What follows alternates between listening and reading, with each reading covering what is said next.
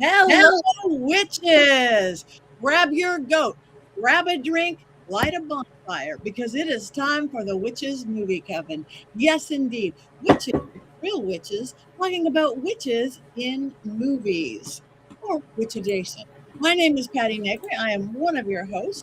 You might know me from my podcast, The Witching Hour, from television, from YouTube, and as I always say, bathroom walls across America. And let me pass this on to my beautiful co-host, starting with the handsome Richard-Lael. Thank you. I am Richard-Lael. Richard-Lael is one name, not two names. If I were merely Richard, I'd be a... That's right. I am known as the gentleman psychic.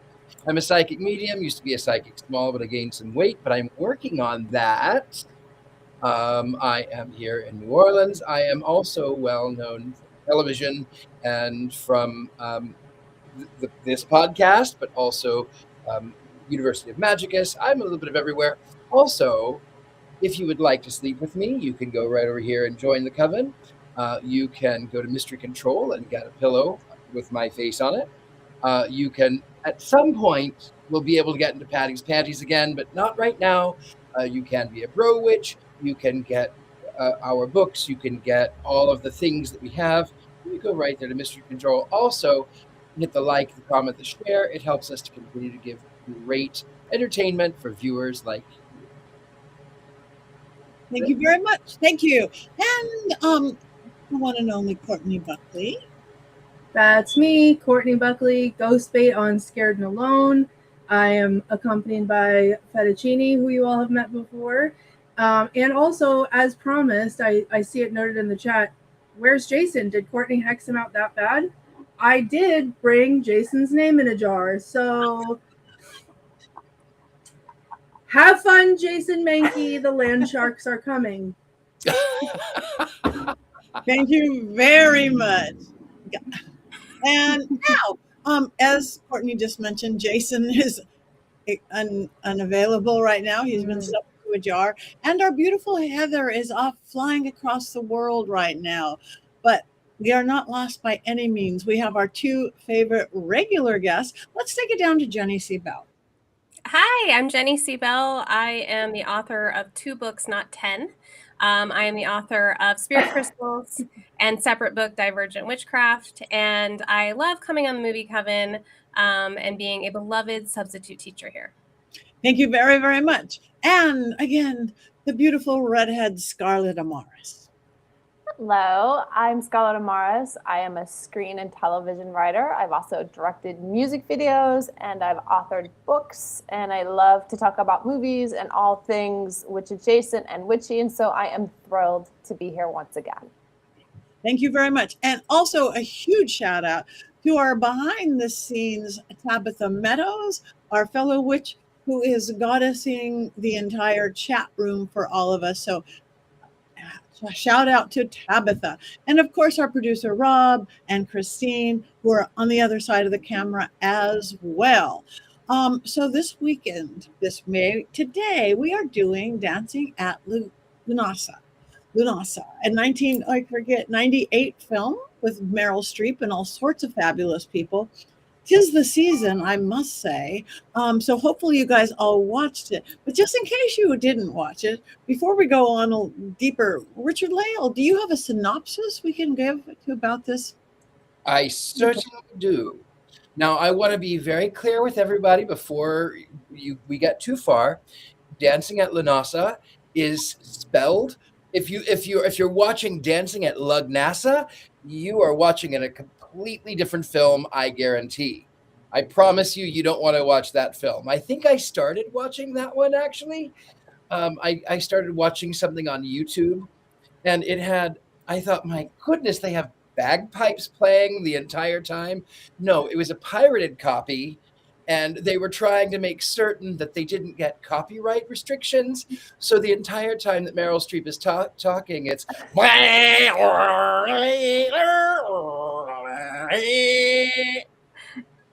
I decided I would go and I would pay the $3.99 to rent it because I couldn't even concentrate. Anyway, so make certain you're watching Dancing at Lughnasa, not Dancing at Lughnasa, which is what I started to watch. this film is a great film that helps with depression. If you don't have it, you certainly will by the end.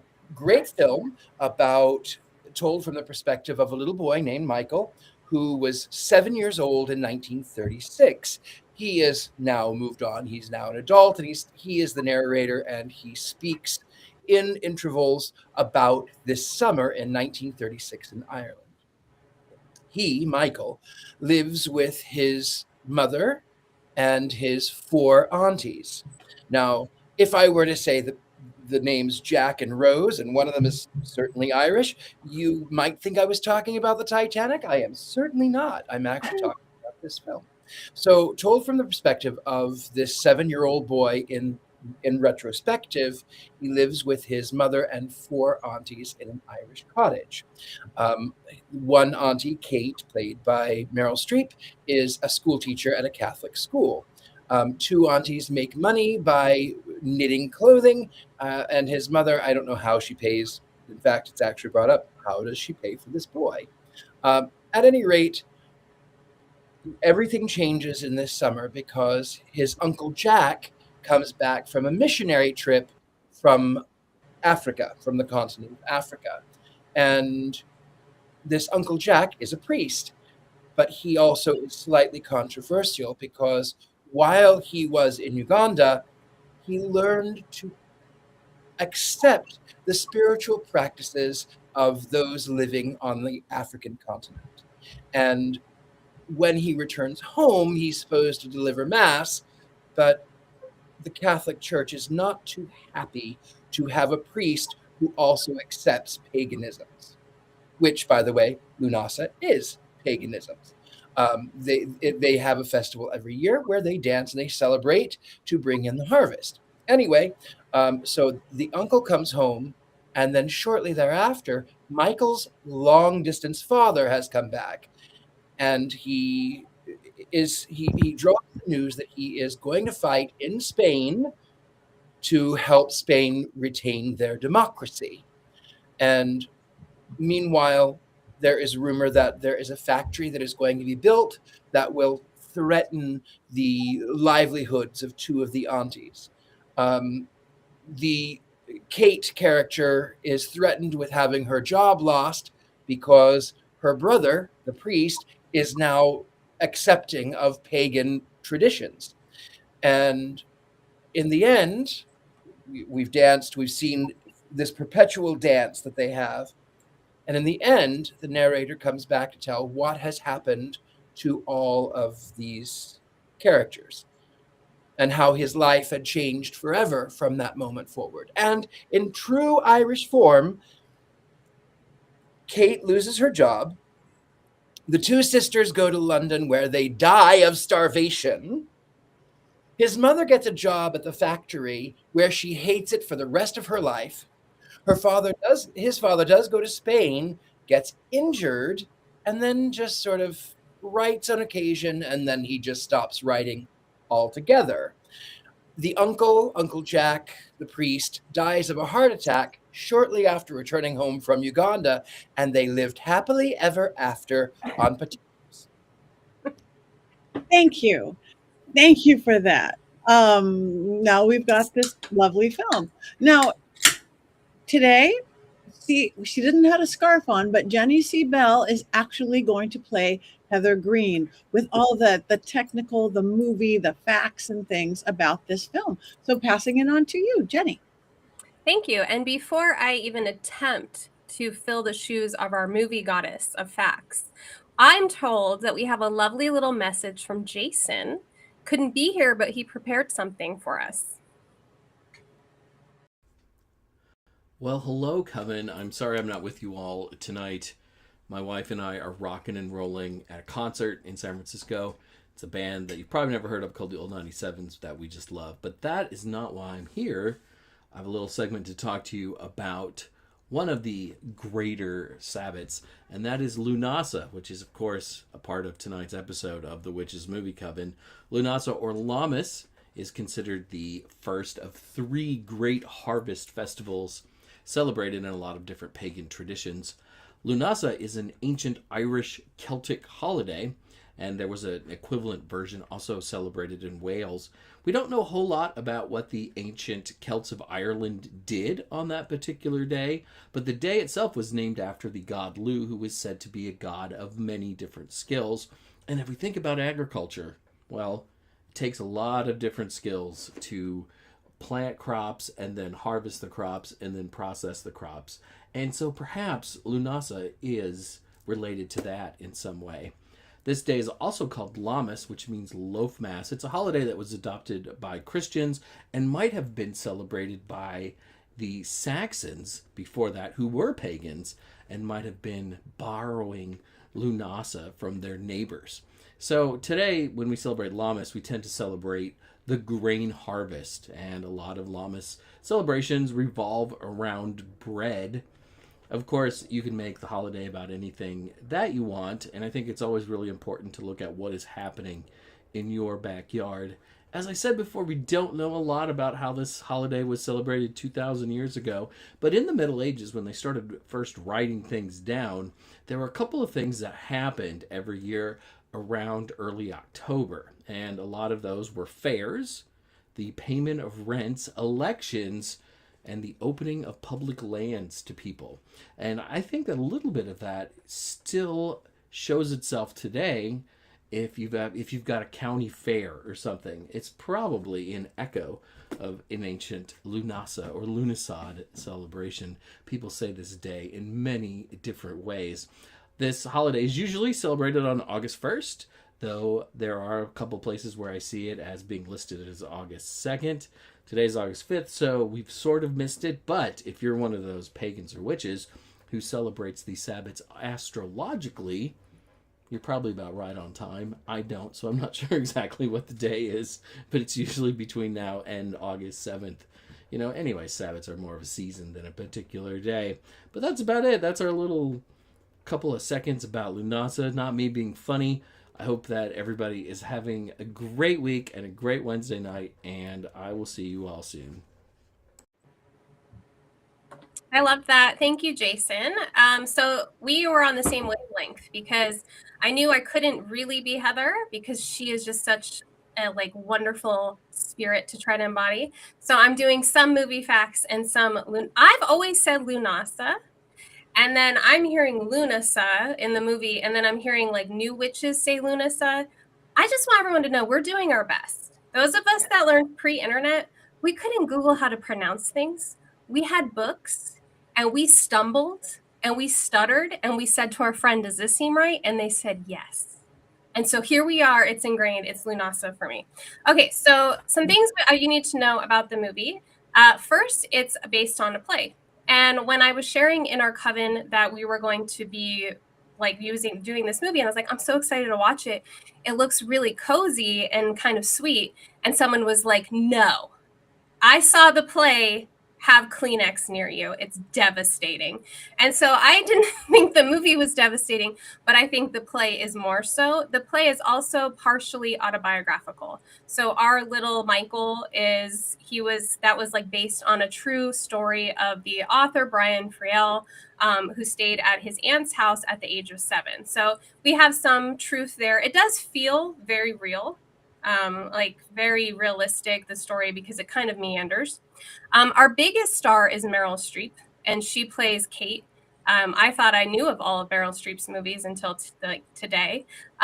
So that was interesting. People will probably recognize Michael Gambon. He's in a lot of Wes Anderson movies, so that's how I know him, as well as he did a lot of Shakespeare. He's Father Jack. Sophie Thompson plays Mathilda Hopkirk in Harry Potter.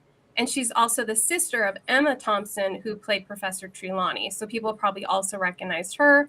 I'm sure other people recognized other people, but those were the 3 that I noticed. When I did some research, this movie cost $21 million to make and brought in about $2 million. So not the best. This is 1998. I think Practical Magic also came out in 1998, if anybody remembers. But I feel like there's some reasons behind that, and we can get into that later. On to our Lughnasa facts, as Jason already talked about. It is part of our Wheel of the Year. And I personally This is a cross quarter day. So for people that are totally new to the Wheel of the Year, it was something that's like reinvented, put together by neo-pagans and Wiccans. They kind of put a bunch of European holidays together and were like, this is our religion now. And we kind of celebrate them. It's the first of our harvest seasons, and it's a cross-quarter day, meaning that it comes between summer and fall.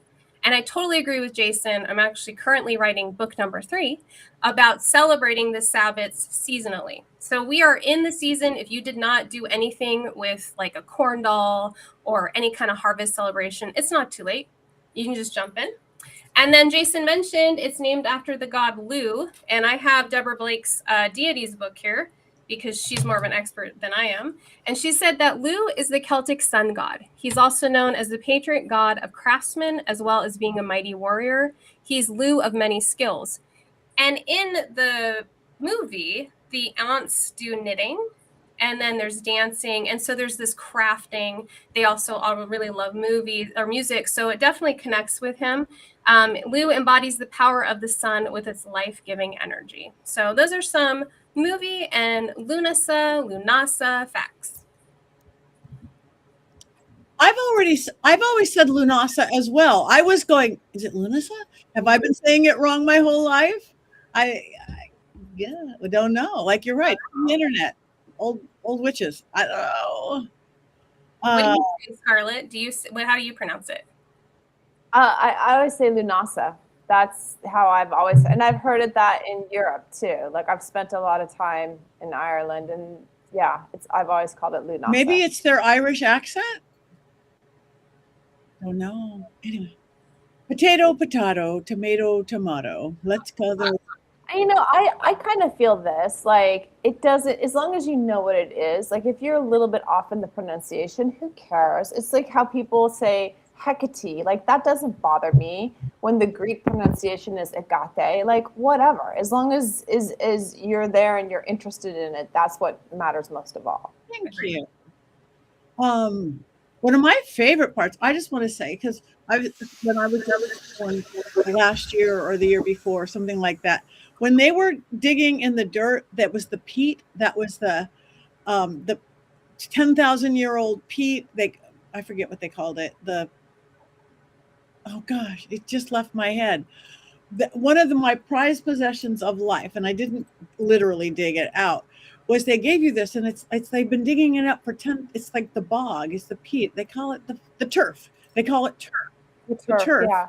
And just seeing how those women were out there and those people were out there digging it up, because truly, I got a brick about the size of a brick of this beautiful organic farm far in the middle of nowhere, Ireland, that had fairy hills, that had fairy mounds, fairy trees, sheep, dogs, horses, everything. And our prize going home was having a brick of this. And I've taken little tiny peats. I've used it for magic. It is so powerful and so magical. And I was looking at the miles and miles and miles of blocks. It just made me so happy, because now I know how it comes up, how it got dug up. So that made me so happy. Other than that, it was a beautiful film. Beautiful film. Did you, when you were in Ireland, did you have a peat fire? Because like I've spent a lot of time in rural Ireland, and we would build the peat fires, and peat smells so good. Like, it has a very distinct burn. Yes, we did just before we left, and it was beautiful. That's the place, literally, that I had a total fae experience, total like no other. We were there. We got permission. This guy, he's an organic farmer. We went under the fairy tree, and it was a total psychedelic experience. Then I came outside, and I was looking. Literally, on my right side was this beautiful horse, a stallion, on my right. On my left was a cow. And in front of me, about 100 feet ahead, was the fairy tree with about 15 people at it who were on my little magical group. And I'm looking, horse on my right, cow on my left, people and tree in front of me. I'm like, I am the luckiest girl in the entire world to get to experience this. The green rolling hills. I closed my eyes. I opened my eyes, and the tree was gone, And now the horse was on my left and the cow was on my right. They had not moved. The Fae had literally picked me up, turned me around, and set me down 180 degrees different without me knowing it. It was the coolest thing absolutely ever. And we were great. And then we were standing, it had been kind of misty and rainy. And the woman, our tour guide, who's Irish, born and raised, we would go into a pub and her adult children who lived there would show up with their antique Irish and they'd go singing throughout the rest of the night. Anyway, she did traditional Irish singing. It was a little bit misty and a little bit rainy. She was standing under another tree right by the fairy mound, and she's singing this beautiful Irish song. The sun breaks through the trees. Butterflies appear. It was a movie. It was like the best special effects movie you had ever seen. So this one day in Ireland gave me all of the Ireland magic in one fell swoop, other than being turned around 180 degrees. So, and the peak. So this movie just warmed even as hard and sad as it was, warmed every cockle of my heart for the land. It was beautiful. I will say it was filmed so beautifully. It was acted so brilliantly. And I feel like that in and of itself is the magic. When Kate comes to the window and she's lonely and she has nobody and you feel it. When her sisters are gone at the end and she takes that pillow and it's this visceral, oh, Rose, Rose, Rose. You feel it. When the Uncle Jack, when Father Jack he sees the fires and he goes and he says, "Is this Africa?" Because in his mind he feels like he's back where he became accustomed for 25 years. No, it was acted so beautifully. It felt very real. The magic was real. The family unit was real. And I loved the fact that I don't mean to step on Courtney's toes with quotes, but when I don't remember which sister was singing, and she says, "Oh, well, if you knew your prayers as well as you know those pagan songs, oh, I am holier than thou. I am." She has that realization of, oh, I'm taking all the fun and joy out of this moment, and that's all I have. Beautifully done, beautifully acted, beautiful. And her accent, Meryl Streep is the most amazing actress anyway, and one of my favorites. I think she did so good I couldn't imagine trying that accent, authentically. And, the other thing is, what I find to be so fascinating with Meryl Streep is that I don't remember a few years in either direction. She was in Death Becomes Her, where she was so glamorous and beautiful and like a Hollywood actress. And in this film, she was so matronly. And it was just a few years. Beautiful transformation. Beautiful. Who wants to jump in? Courtney's so quiet. Because I feel like I watched a different movie. I do too. I'm going to let Courtney go first. I think it's beautiful, all the things that you just said, Richard-Lael, and I wish that I could have gotten that from it. I felt nothing because I was bored to tears and I could not. I played a game. I'm going to be so honest with you guys. I played this game. I have two computer screens. I had the movie up on one screen, and the game that I was playing is about fairies who come into the arcane library and throw all the books on the floor. And your job is to pick up each book and put it exactly on the shelf where it goes. And there's like 3,000 books that are on the floor that you have to pick. I was more interested in organizing books than paying attention to this movie. It was painful. And I love Meryl Streep. I wanted this to be like Little Women, almost. Like, I loved Little Women, and I wanted this to be like a pagan, witchy Little Women, and I don't think it was. I didn't feel connected to any of the characters. I feel like I sat through an hour and 34 minutes of nothing happening, and that's that's it. I didn't like. I didn't feel anything for any of the characters. I never got attached to any of the characters. It was just like what, like I could not understand what was going on the whole time, or like not even what was going on, because I don't really think anything was going on, but that that you know, why was I watching it still? Like, what was the point of this? So I'm sorry, but Maybe because you were playing the game. no, I Well, was you know, playing the game you know- because my eyes could not stay on it. No, I'm gonna jump to Courtney's defense because I had a similar feeling. Like, it started out like a Merchant Ivory film. I was like, okay, cool. I love anything that's beautifully shot. I usually have a very high tolerance for, like, I love Russian cinema. I have a high tolerance for slow moving, and it's just nothing happened. Thank you. Nothing happened. Even when she's like in the boat and he's rocking the boat, and I was like, oh, okay, that's an interesting moment. Okay, that's an interesting moment. But it never connected to anything. And then all of a sudden it's like, oh, they died. And she took a job forever that she hated. And I was like, why are you ending it like this? Like, I just suffered through an hour 30 of this. And now you've just destroyed me. Thanks so much. I'm going to go crawl under a rock now. I think probably it was better as a play, but Yeah. like, wow. I love Meryl Streep as well.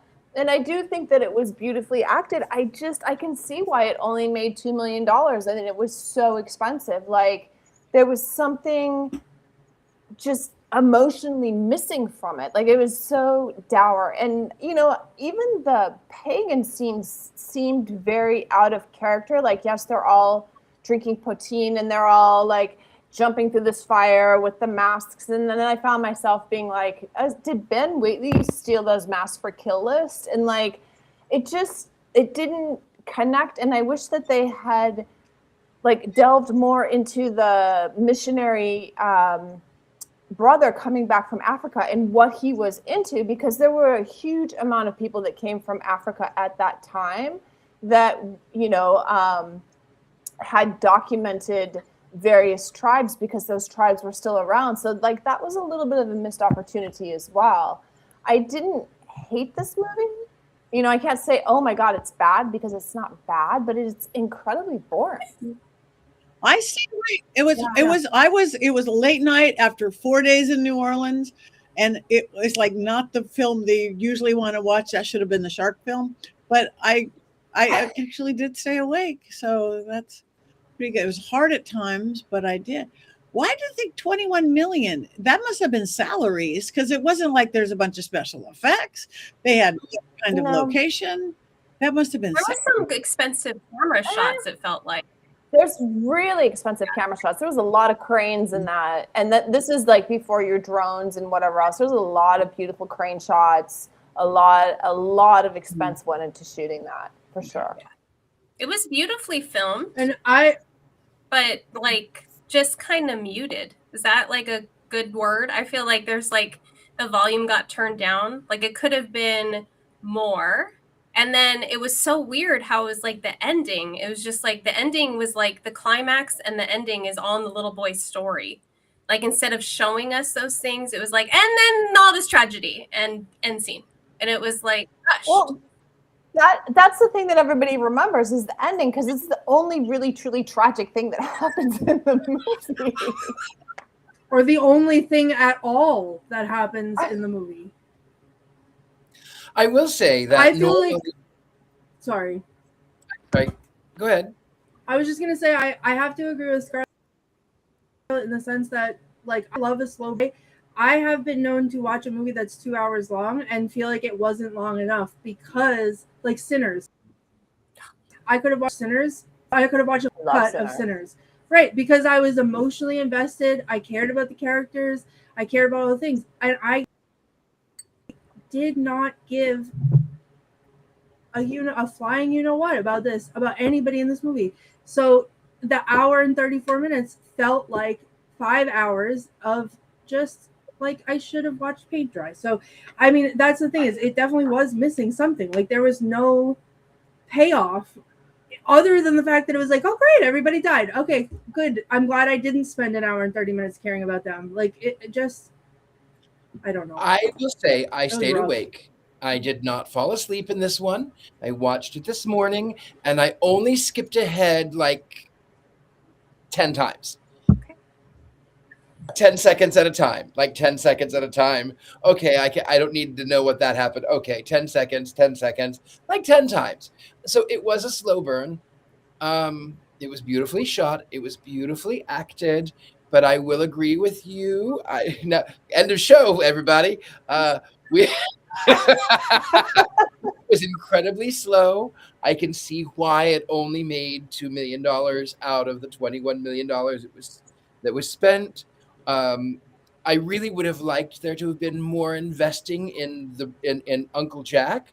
I think that was a beautiful, brilliant story, and I think that he was quite intriguing and progressive as an Irish Catholic priest who, instead of condemning the tribes in Africa, he enjoyed their presence. He joined them in their sacrificial rites. He joined them in their dances, and I think that was the more interesting story. And I would have liked to have seen more of that.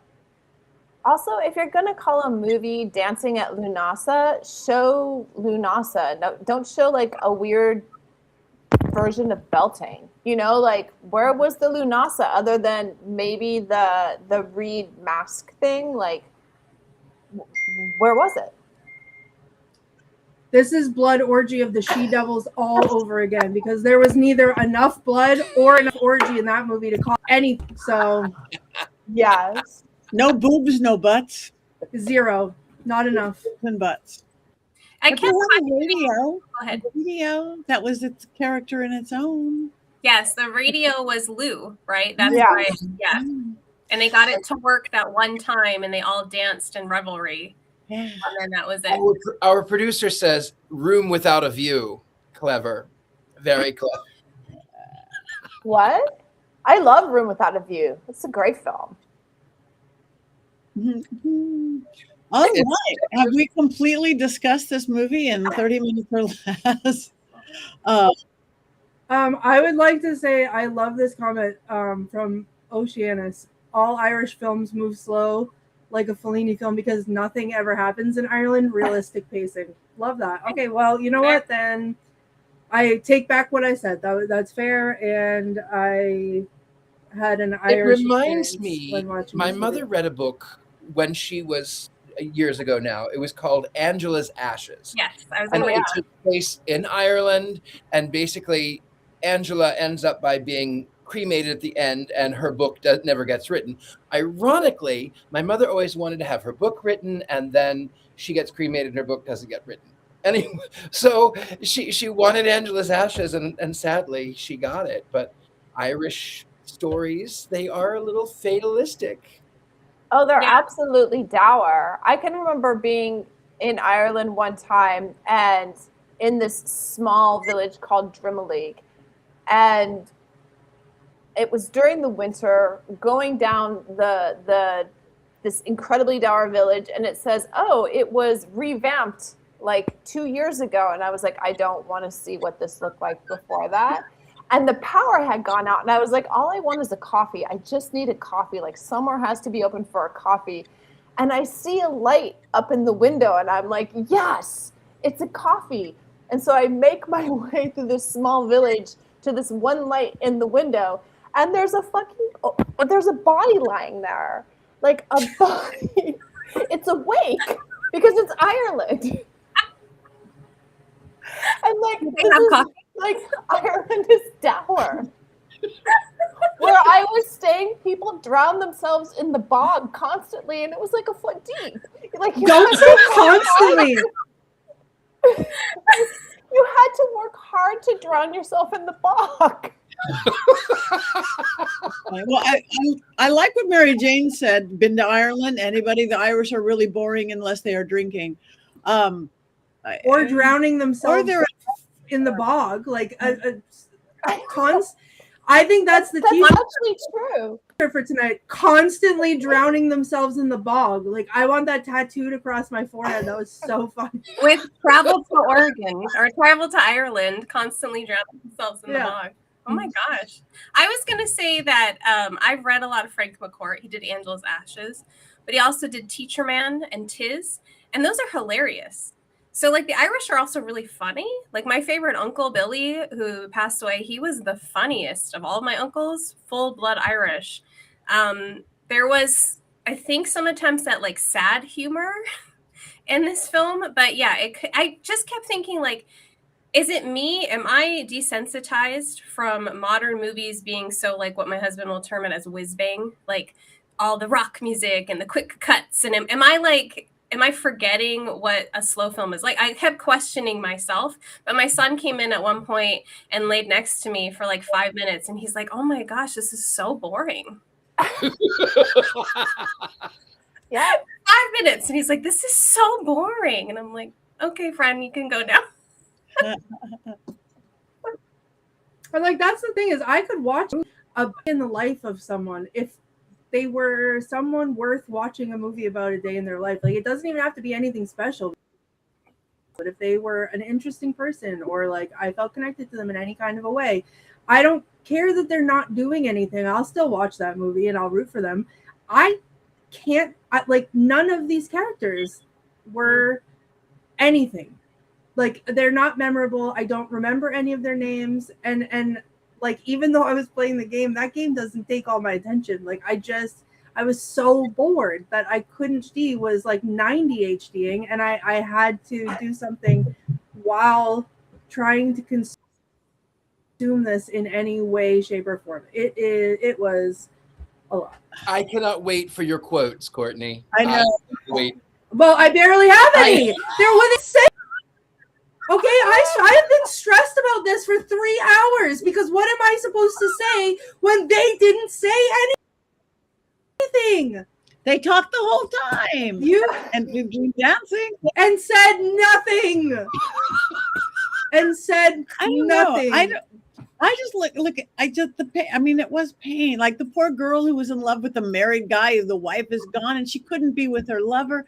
Just tragedy. But he was creepy. It was creepy. Yes. But tried to kidnap her. He did. He tried to stop choosing the man. Her in the canoe. Right. Other than that, we choose the bear or the shark. We choose the shark, not the man that tries to drown us in the bog. and Lisa Parker going, "Yum, Irish food." I wasn't crazy about Irish food. Oh.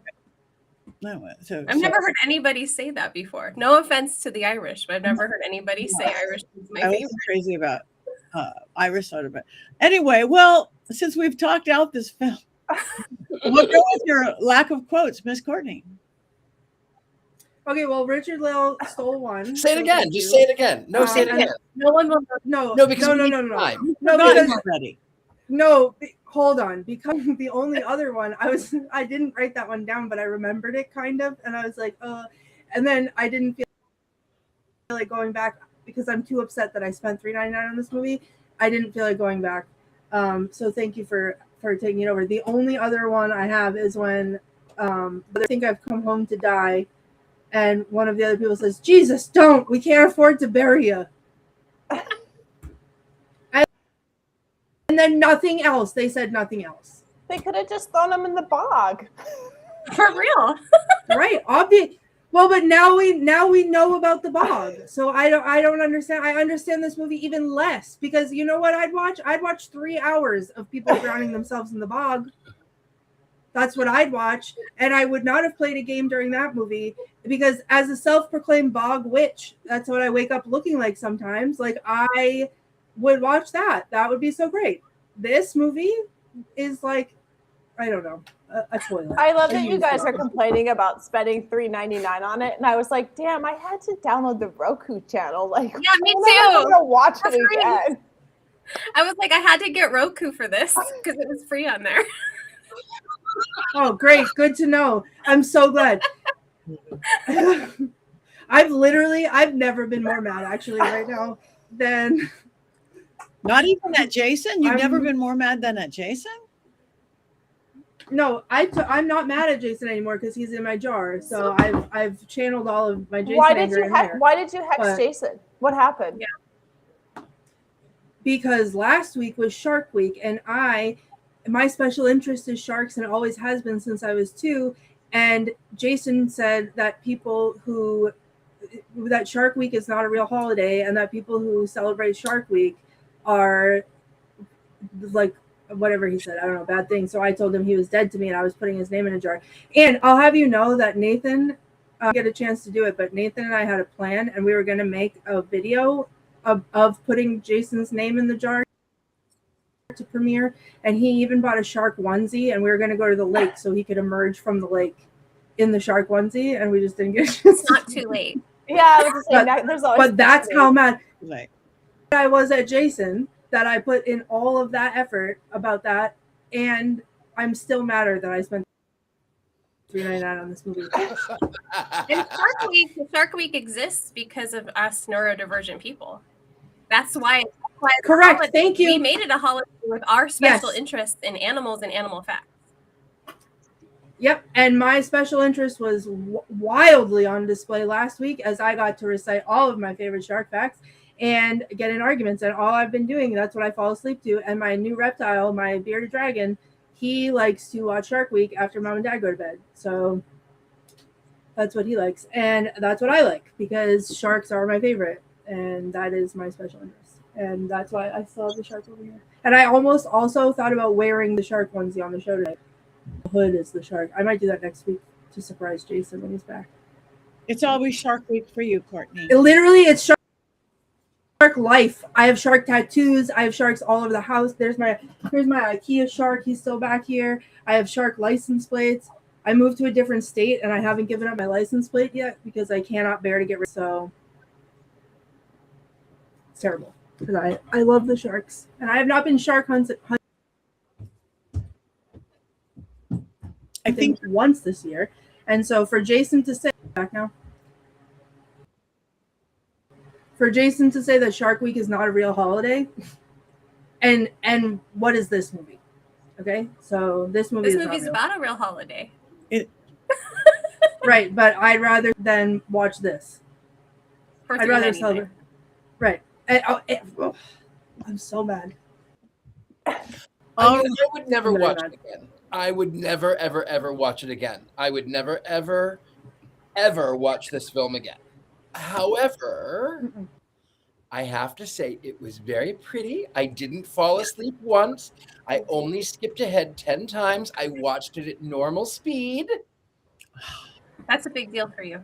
That's It's a big Very deal. big deal. I don't remember the last movie that you've watched at normal speed. Yeah, because I certainly didn't watch Jaws at normal speed. You're going in the jar. Well, that's fair because of the Jaws effect. I also did not watch Jaws for a very long time on purpose. I'm not going to get into this because that's going to we don't have time to fill. So. If we need time to fill, I will recite my shark facts again, but I'm not going to. Sorry. I would have liked to have seen more witchcraft. Me too. I do not think. Okay, so it was dancing at Lughnasa. There's no witch. There's no magic. There's no witchcraft. Pagan holiday, yes. A priest who is accepting of African traditions, great. No witch. No witchcraft. Itty bitty paganisms. Itty Yeah. bitty. What did everybody do that celebrates Lughnasa, or Lammas? What did you do to celebrate? I'll share. I try to tap into like local harvest. So where we live, we have a peach farm, and we got 23 pounds of peaches, a bouquet of zinnias for $20. And so we celebrated with peach cobbler and zinnias on the table. I always feed our land at that time because of the land spirits, and it just feels like the right time to me. So that's what I did to celebrate. I'd want to know if anybody else did anything I fun. fertilized my plants and I ate some plums. Yum. I mean, I would have done that anyway, but also the fact that it was Lughnasa, I can say that was why I was doing it, but really it was just It was just what I do. Well, I sort of missed it because I was in New Orleans at an event. So it's a season, right? I could do this tomorrow. I could do this the next day.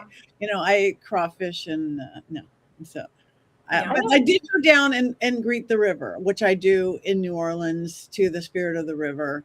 So not quite the land, not quite the harvest, but at least tapping into the earth and nature.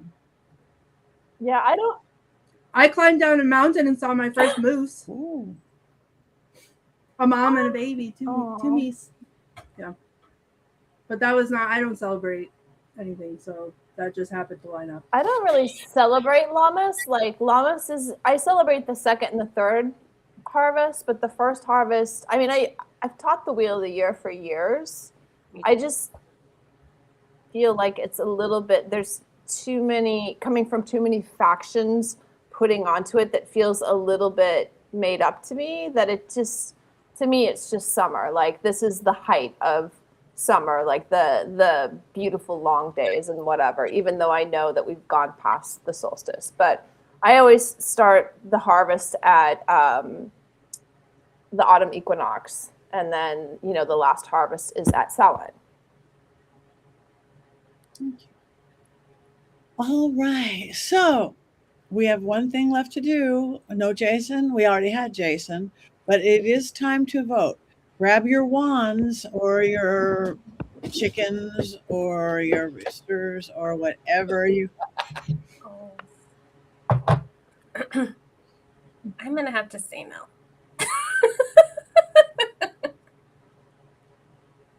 Okay, Richard-Lael and myself are almost straight up. We are almost erect. Not quite, but we are headed towards the top.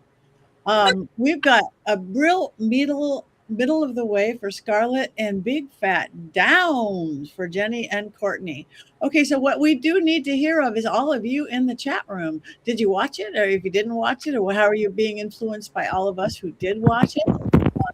Wands down. I would like to say Tom Wright has made an excellent point that there were no dancing llamas in the movie, and maybe that would have helped. It would absolutely have helped. Solved it, Tom. Solved it. Yep. I'm giving it this because it was beautifully shot. I'll give it that. Like, and well acted. It was well acted. It's beautifully shot, so I can't give it a total thumbs down. But yeah, it was a snooze fest. That's for sure. But I wouldn't watch it again. And that's usually when I vote. That's what I think. Would I watch it again? No, I would never watch it again. So for that, it was boring. Yes. Beautifully shot, beautifully acted. Yes. See, and that's where you get this. Pretty good soundtrack or like score. I liked the music. Unless you watched the one that I started watching. Oh yeah.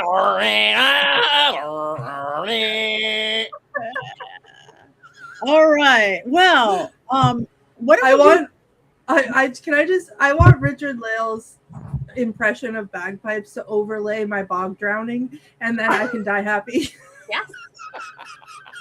We just made a film right now. Let's make a film. Solved it, and it would be better than that. Great. There you And go. with dancing llamas in the background. I was just saying, there's everything you need, all the drama. A bog shark.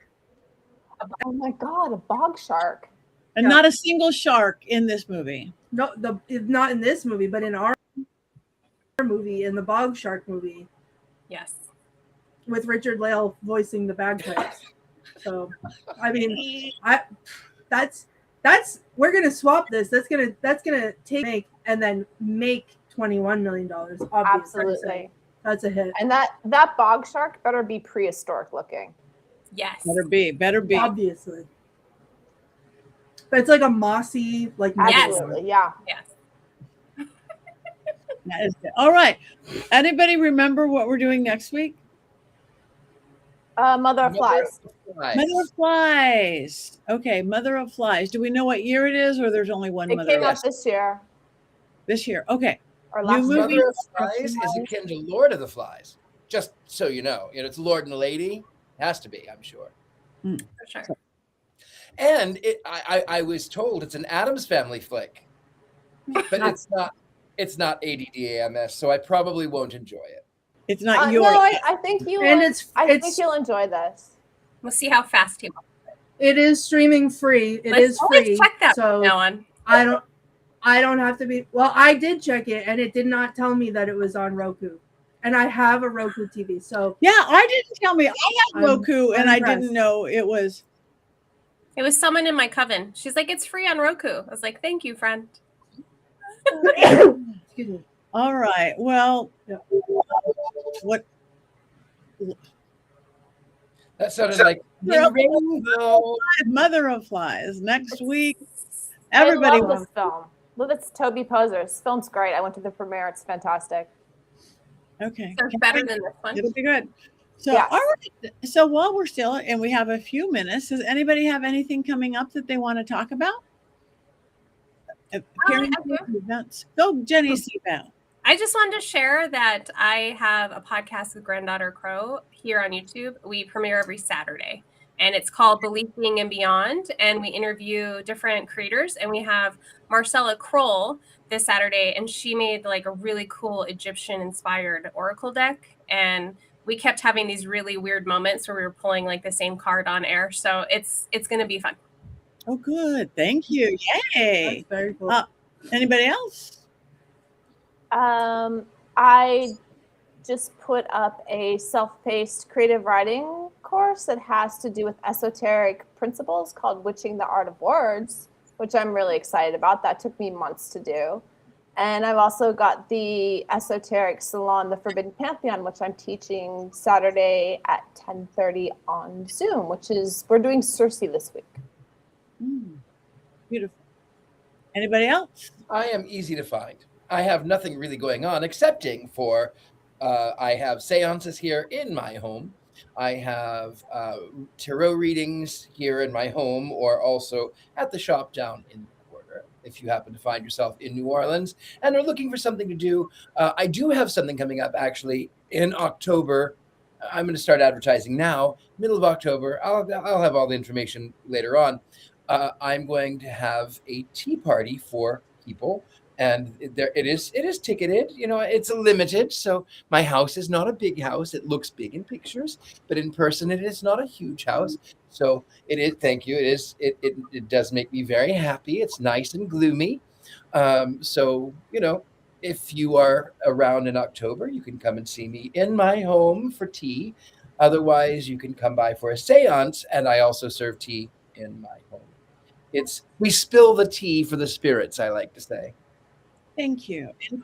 Yeah, Thank you. And Courtney, anything other than raising many, many, many dragons? Yeah, I'm exhausted from the amount of training that I have to do, but that's what I'm doing currently, is trying to unpack and trying to also tame them all.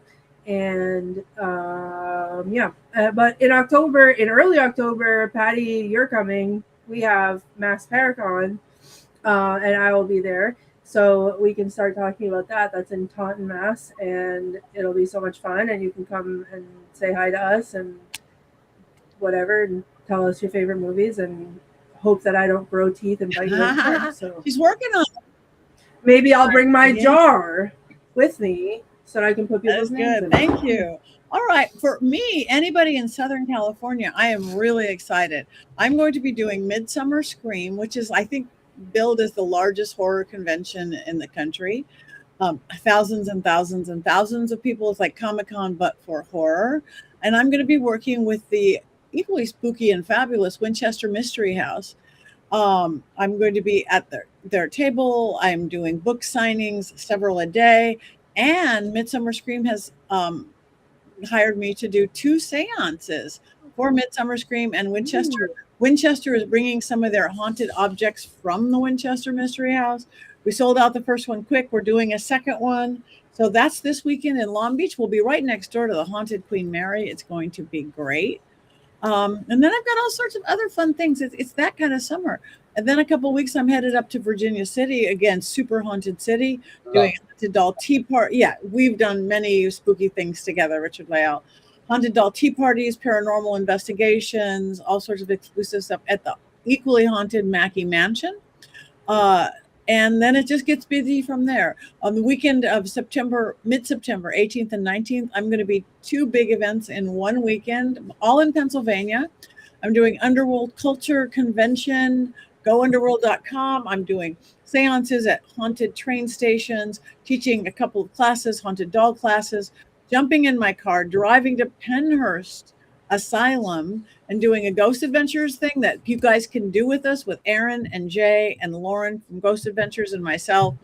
And then I'm from 2 p.m. till 3 a.m. And then I'm jumping in my car, driving back to Scranton to finish up more workshops. I've never done 2 huge events in one weekend. I am working on that cloning thing. I'm going to tape my beautiful Black Phillip. And again, then it gets busy. So you guys, all of you, like us and follow us. Our social media pages, it means a lot to follow the Witches Movie Coven.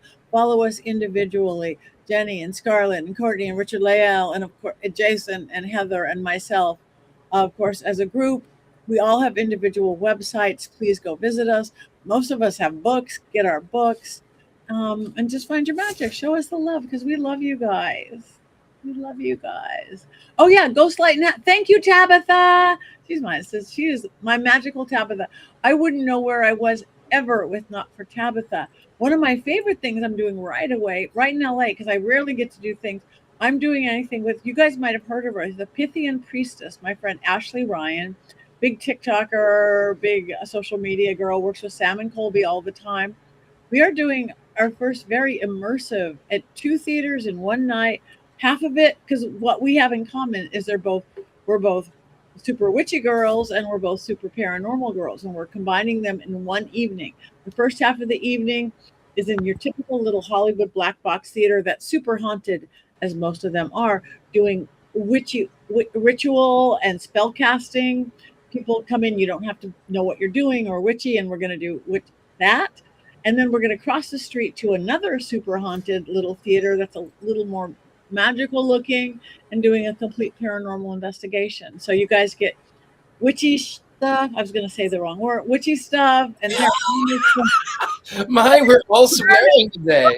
Starting using naughty words. That was me.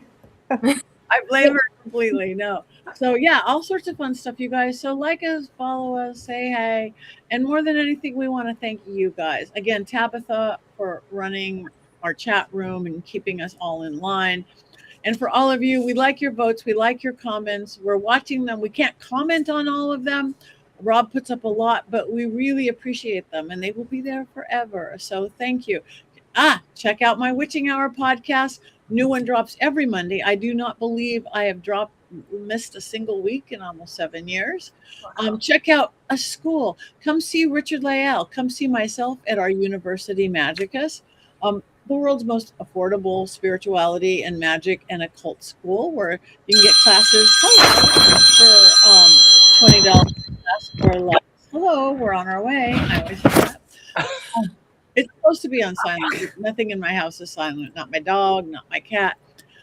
Anyways, and as Richard-Lael so beautiful pointed out, you can look like us, you can match us, you can have his face on your bed at mysterycontrol.com. So now that we've filled you up with everything and we still have a minute to spare. Yeah, we went over a little bit. We did, so we could end up. I'm so done talking about this movie. She wants to go home and play with her snakes. It's sad. I'm sad that Heather wasn't here because it was her pick, and I'm sure she had so many cool facts to share and so many things. And I was doing research, but I wasn't all that invested, to be honest. You know, I'm like, I looked too, and there wasn't that much research. I hate to say. It wasn't. No. Yeah, it was like it was a play, and it did poorly in theater, and I was like, okay. And thank you guys all for your comments. Thank you, Coven. You guys, you are in our Coven. Yes, indeed you are. All of you in the chat room. So let everybody know you are part of the Witches Movie Coven. And we have one more thing to do. Should we do it with an Irish accent? You I can. think we should all do instead of the cackle. Okay. Let's do the tribute to the YouTube version that I saw Oh, of Bagpipes. yes, I'm locked in. I got you. Okay. Okay. Are you ready? Or the YouTube version of Bagpipes. 1, 2, 3.